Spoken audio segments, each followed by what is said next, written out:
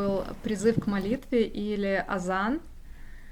И интересно, что в Саудовской Аравии на каждой мечети стоят громкоговорители, поэтому фактически этот призыв можно услышать везде. А если живешь рядом с мечетью, то даже будильник не надо ставить, потому что проснешься наверняка.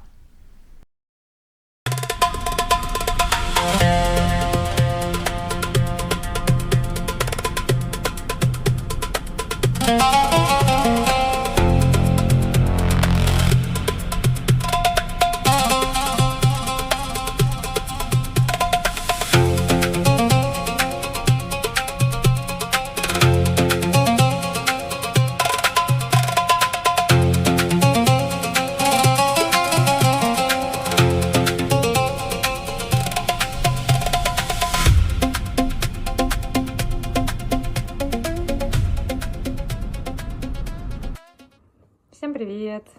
С вами Мария с подкаста Unconditional Talk. Впервые сегодня видеоформат.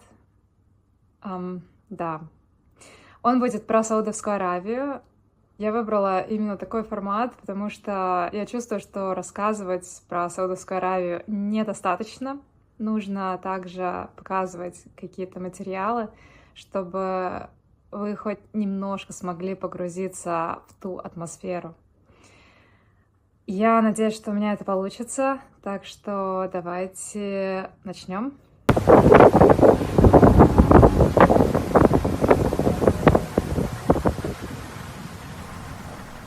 Часть Саудовской Аравии расположена вдоль побережья Красного моря.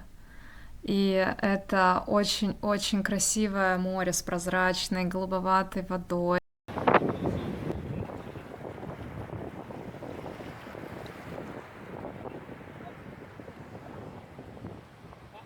С огромным количеством кораллов, разноцветных рыбок, очень богатый подводный мир. И это считается одно из лучших мест в мире для дайвинга, для сноркелинга. Мое самое запоминающееся воспоминание, связанное со сноркелингом, именно на этом пляже. Я не помню название этого места, но помню ощущения. Я помню, как я одеваю маску сноркелинга. На тот момент я еще не особо умела пользоваться ею. И иду в море. Уровень примерно по щиколотку, потом по колено, то есть не глубоко.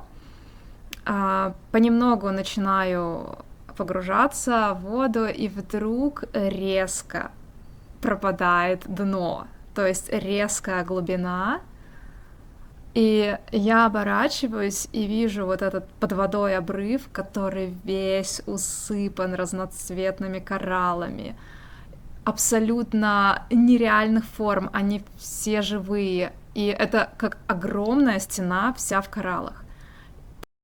Кружилась голова от непривычного ощущения, так как не было опыта сноркелинга, и в то же время кружилась голова от вот этих цветов и бесконечного количества разноцветных экзотических рыбок.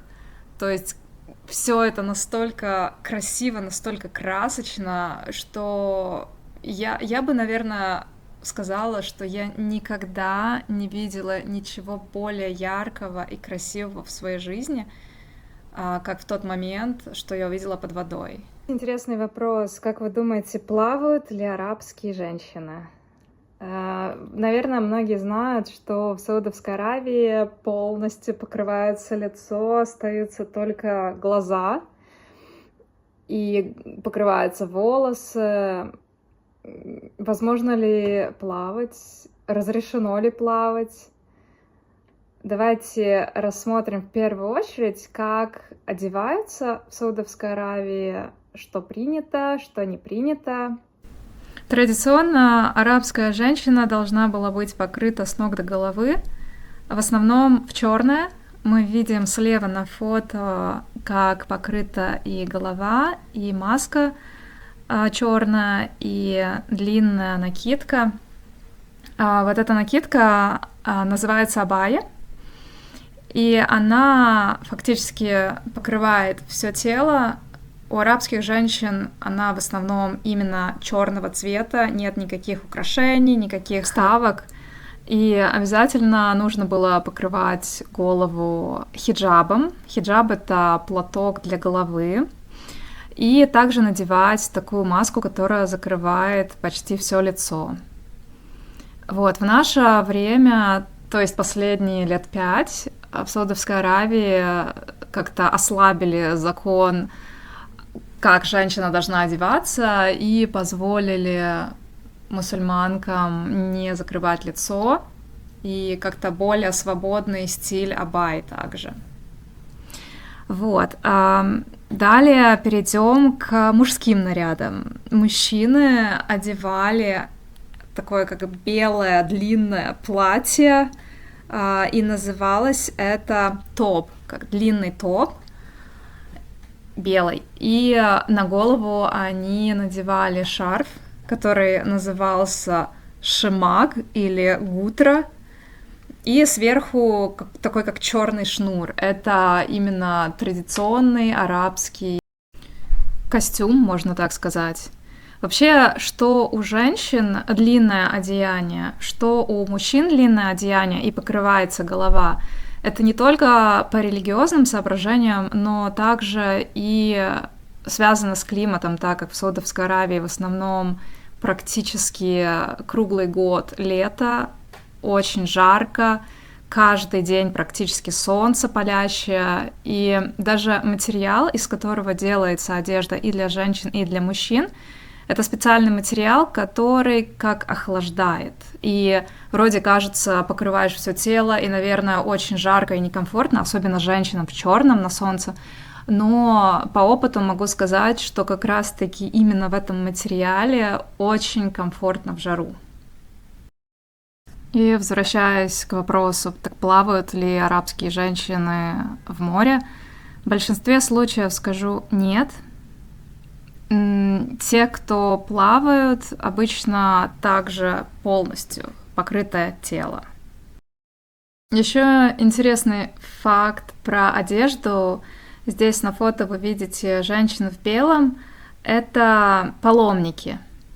И паломники — это мусульмане со всего мира, которые едут в Саудовскую Аравию, в главный, самый святой город ислама — Мекку. Так вот, мужчинам необходимо одевать 2 простыни или 2 больших полотенца. Вы видите на фото, что некоторые из них действительно закутаны в простыни или полотенца.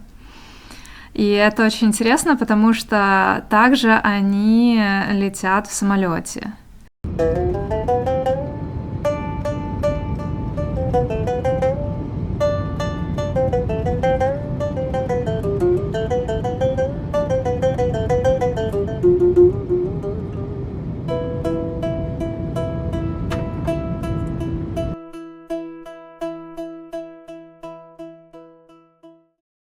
Перехожу к своей самой любимой части Саудовской Аравии — это пустыня. О пустыне я могу молчать часами.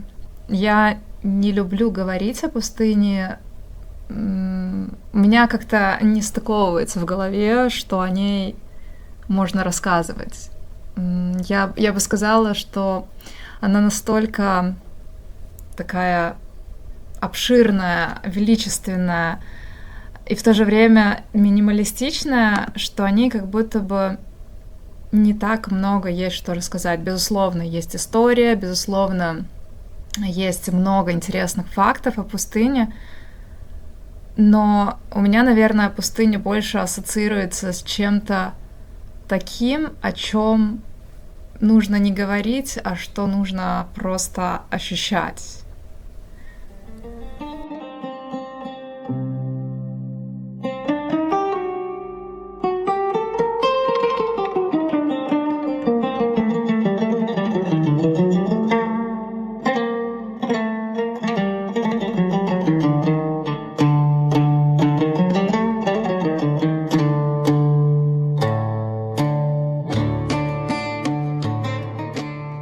вообще пустыню многие, в том числе и я, раньше воспринимала, что пустыня — это просто бесконечные песчаные холмы, бесконечный песок. Но на самом деле пустыня — это и каменистые горы, и вулканические поля из застывшей лавы, такого как черного цвета. Это может быть такие просто песчаные поля с таким серо-грязноватого цвета песком, редкой растительностью. Также пустыня может быть оазисы с пальмами, источниками. Но вот последнего я видела очень-очень мало. Короче говоря, пустыня, она очень разная. И если хочется увидеть красивые барханы, вот эти вот песчаные холмы, то необходимо ехать в определенный регион, в определенное место. А здесь мы уже направляемся в одно из, наверное, самых популярных туристических мест Саудовской Аравии. Это регион Ал-Ула, и место называется Мадайн-Салих. Это древние гробницы, и это стал первым объектом ЮНЕСКО в Саудовской Аравии, внесенный в список всемирного наследия.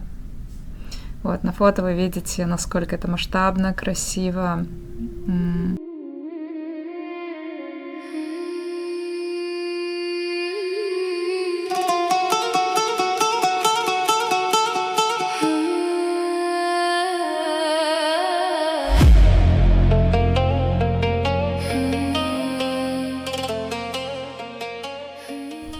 Именно в регионе Ал-Ула, кстати, можно встретить огромное количество оазисов. Это считается регион оазисов, и также скал разных форм. То есть это может быть и формы человеческого лица. Есть, кстати, очень знаменитая скала, называется скала Слон. Чтобы посмотреть вот эту скалу Слон, не нужно покупать билет, можно просто приехать посмотреть. А чтобы зайти именно посмотреть гробницу Мадайн-Салих, для этого нужно заранее букировать, надо покупать входной билет. Даже бывали моменты, когда Мадайн-Салих, гробницы были закрыты для туристов. И неотъемлемая часть пустыни — это, конечно, верблюды. Верблюдов можно встретить в Саудовской Аравии очень много. Вот когда просто едешь вдоль дороги, они там где-то вдали обычно пасутся, но бывают случаи, когда они подходят ближе или даже выходят на дорогу. Верблюды, да, все одногорбые в Саудовской Аравии. Их часто держат на ферме, выращивают. Это может быть для мяса, для молока, просто как хобби. Вот, мы также посещали верблюжью ферму, и для меня это очень такой особенный момент — увидеть их живьем. На этом завершаю вот это маленькое путешествие по Саудовской Аравии. У меня еще много осталось видеоматериалов. Если вам интересен этот формат, обязательно делитесь в комментариях. Спасибо за то, что посмотрели до конца. Буду рада видеть вас еще на своем канале. Подписывайтесь, кто не подписан. И до новых встреч в новых подкастах.